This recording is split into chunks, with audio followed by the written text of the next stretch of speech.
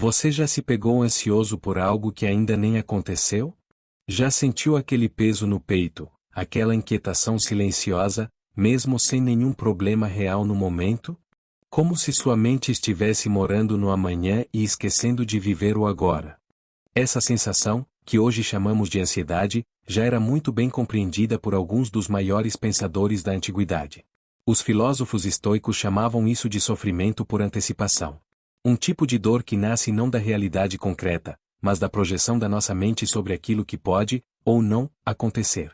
E hoje eu quero te convidar a mergulhar comigo numa jornada filosófica, simples e prática, para entender como o estoicismo pode ser uma poderosa ferramenta para lidar com a ansiedade que nos paralisa. E o melhor, sem fórmulas mágicas ou frases vazias. Vamos falar sobre ideias que atravessaram séculos porque funcionam, e continuam funcionando. Vamos começar com uma frase de Epicteto, um dos pilares do estoicismo: não são as coisas que nos perturbam, mas sim a opinião que temos sobre elas.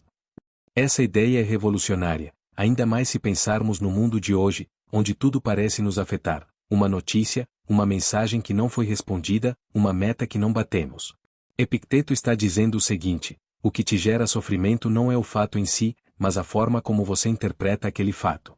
E isso se conecta diretamente com a ansiedade. A ansiedade, na visão estoica, não é algo que vem de fora. Ela nasce dentro de nós, na nossa mente, quando nos deixamos levar por medos, projeções e expectativas fora do nosso controle.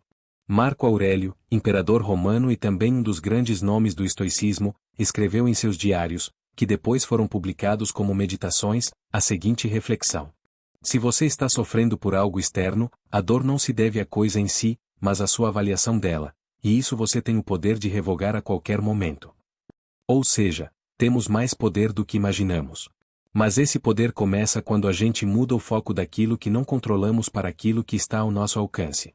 Agora que entendemos como os estoicos enxergavam a raiz da ansiedade, vamos às ferramentas. São 3 práticas estoicas que você pode começar a aplicar hoje, e que, com consistência, podem transformar a forma como você lida com a ansiedade. 1. A dicotomia do controle. A primeira e talvez mais importante prática estoica é a dicotomia do controle.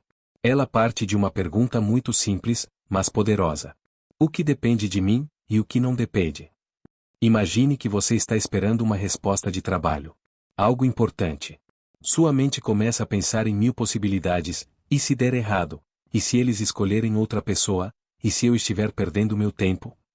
Agora pare e pergunte: o que está sob o seu controle aqui? Talvez seja preparar-se melhor. Mostrar seu valor. Ser claro na comunicação. Isso sim, depende de você. Mas a decisão final do outro? O tempo que ele leva para responder? Isso não está sob o seu poder. E quando você identifica o que está, e o que não está, sob o seu controle, você libera sua mente de um peso inútil. Sêneca dizia: o sofrimento futuro tem 2 fontes: o medo de algo que talvez nem aconteça e o apego a algo que talvez não possamos manter. A prática aqui é diária. Toda vez que a ansiedade bater, pergunte-se: isso depende de mim? Se sim, haja. Se não, solte. 2. Premeditatio malorum, a visualização negativa. Pode parecer contraintuitivo, mas os estoicos tinham o hábito de imaginar o pior cenário possível. Eles chamavam isso de premeditatio malorum, ou seja, a premeditação dos males. Não é pessimismo. É preparação mental. Se você se preocupa com uma reunião importante, por exemplo, pare e pense: qual o pior cenário realista? Que a reunião vá mal. Que o cliente não aceite a proposta. Ok. E se isso acontecer? Você consegue lidar com isso? A resposta geralmente é: sim, consigo. Não seria fácil. Mas seria possível. Essa prática tem 2 efeitos poderosos. Primeiro, ela reduz o medo. Porque o medo se alimenta da incerteza, mas quando você encara o pior de frente, o medo encolhe. Segundo, ela te prepara emocionalmente. Porque se o pior acontecer, você não será pego de surpresa. E se o melhor acontecer, como muitas vezes acontece, você estará ainda mais tranquilo. 3. Viver o presente. A ansiedade vive no futuro. Mas a vida só acontece no presente. Os estoicos tinham uma consciência muito forte da fugacidade do tempo. Marco Aurélio escrevia: a vida é agora. O que você faz agora determina quem você é.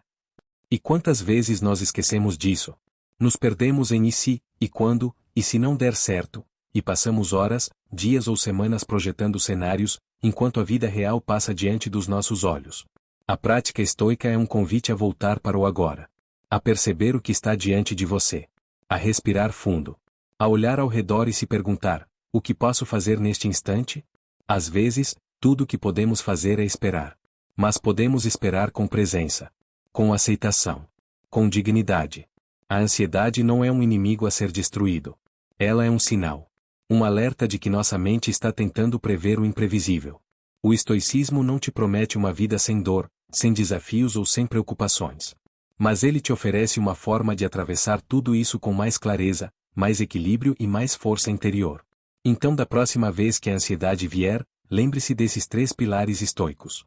Pergunte-se: isso depende de mim? Enfrente o pior cenário, e se acontecer? E volte para o agora: o que posso fazer neste momento? Se você aplicar só isso, já estará anos-luz à frente da maioria das pessoas que vive escrava da ansiedade e da projeção constante do futuro. Para encerrar, eu te convido a refletir: qual desses 3 ensinamentos fez mais sentido para você? E mais importante, como você pode colocá-lo em prática ainda hoje? Comenta aqui embaixo, compartilhe esse vídeo com alguém que precisa ouvir isso, e se quiser que eu aprofunde ainda mais o pensamento estoico em outras áreas da vida, como relacionamentos, propósito ou trabalho, me avisa nos comentários também. A filosofia não é só para estudar. Ela é para viver. E viver com presença, com sabedoria e com menos sofrimento, é possível. Um pensamento de cada vez.